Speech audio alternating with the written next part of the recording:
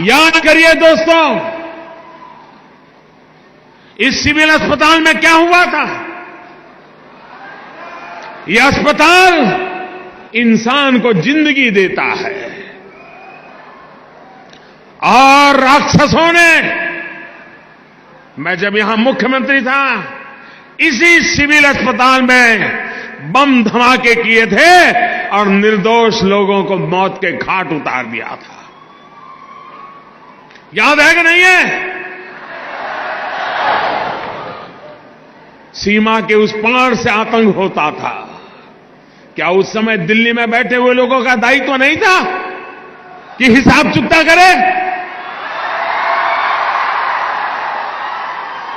भाइयों बहनों, ऐसे ऐसे चीजें मेरे दिल में पड़ी हुई है।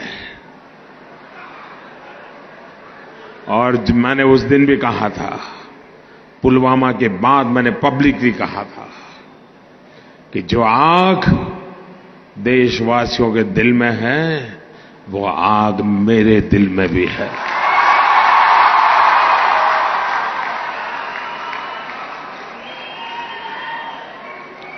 अगर उस समय सरकार में दम होता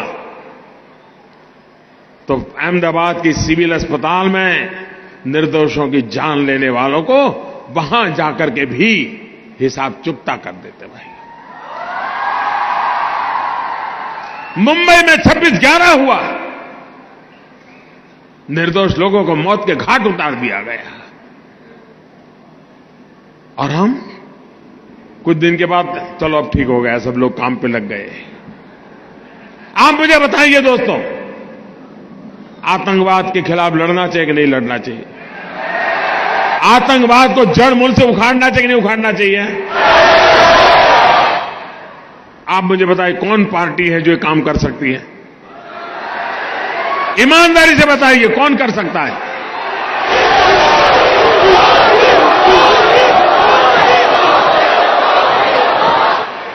हम एक तरफ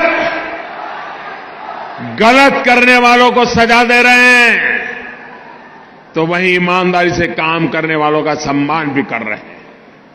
और भाइयों बहनों, मैं आज अहमदाबाद की धरती पर आया हूं और सिविल अस्पताल में आया हूं, तो वो दृश्य मैं भूल नहीं सकता हूं। और इसलिए मैं आपको कहना चाहूंगा, 7वें पाताल में होंगे उनको भी मैं छोड़ने वाला नहीं हूं।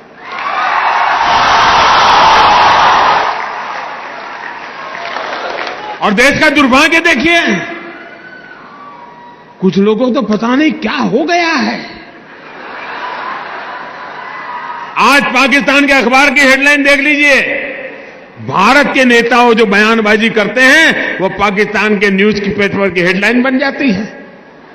ऐसे नेता ऐसी बातें करते हो जो पाकिस्तान के टीवी पर दिखा रहा है, पाकिस्तान की पार्लियामेंट में चर्चा हो रही है।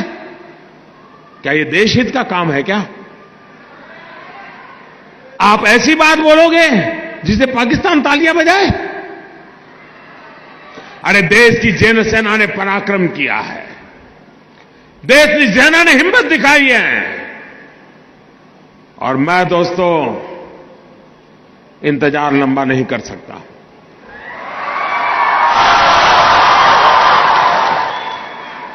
चुन चुन करके हिसाब लेना ये मेरी फितरत है।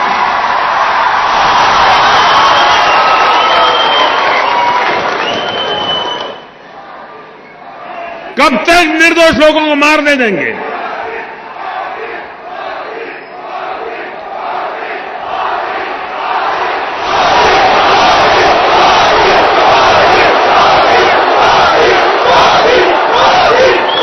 आज दोस्तों बताइए मुझे, आपको हमारे देश की सेना पर भरोसा है? उनकी बातों पर भरोसा है?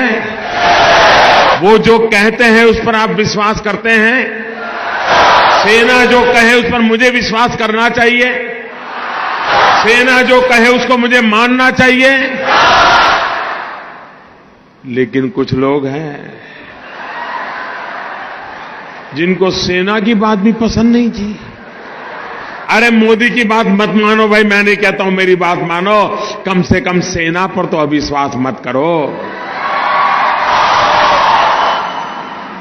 उनके पराक्रम पर तो दाग मत लगाओ। वो जान की बाजी लगा करके खेलता है,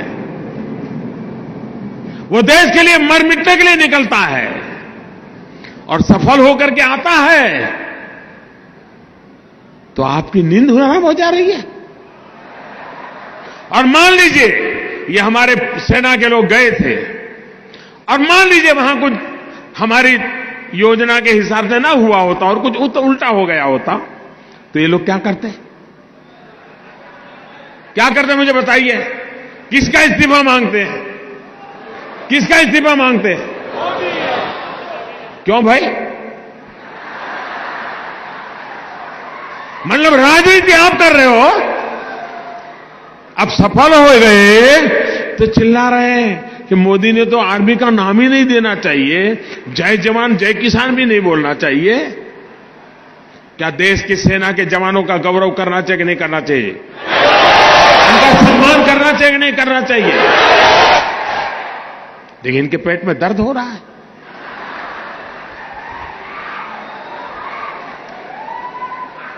अब ये कहते हैं ये तो चुनाव वाला खेल है। जब सर्जिकल स्ट्राइक हमने पहली बार की तब कहां चुनाव था भाई? ये हमारा सिद्धांत है, हम घर में घुस के मारेंगे।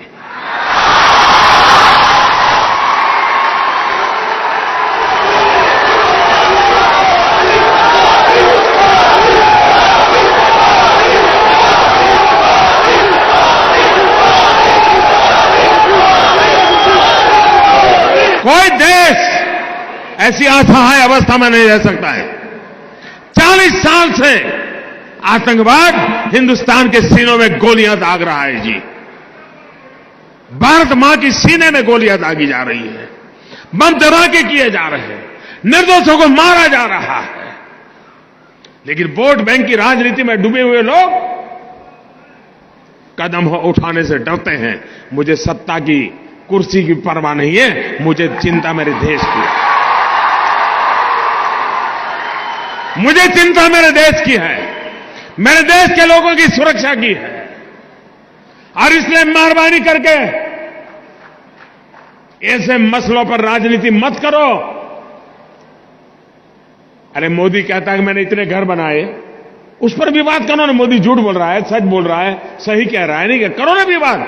नहीं कर रहे, सेना को लेकर के करते हैं विवाद। मैं कहता हूं मेट्रो रेल लाया, आपको कहना होगा कि चलो नहीं लाया, मोदी झूठ बोल रहा है। करो विवाद, कौन मना करता है भाई? मैं कहता हूं मेडी सिटी बनाया, आप बोलो मोदी झूठ बोल रहा है, मेडी सिटी नहीं बनाए। बोलो ना, कौन मना करता है तुम्हें? मोदी को गाली देने के लिए कोई कम जगह है क्या? पूरा मैदान खाली पड़ा है और मोदी को कोई इतराज नहीं है। सेना को क्यों गाली देते हो? देश के वीर जवानों को क्यों बदनाम करते हो? उनका मनोबल क्यों तोड़ते हो?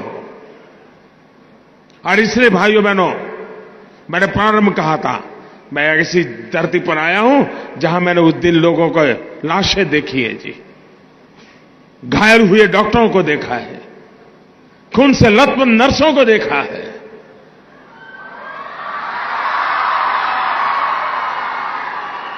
इसलिए मैंने कहा था मैं यहां आया हूं, खुल करके बोलूंगा।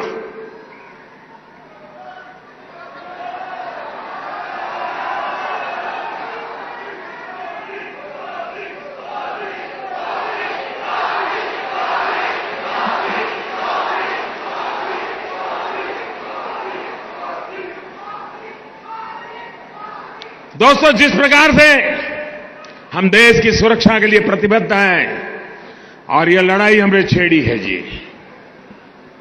या मान के चलिए हम देश हित में जो भी आवश्यकता होगा उसको करना हमारी प्राथमिकता रहेगी। मैं देश को विश्वास दिलाना चाहता हूं।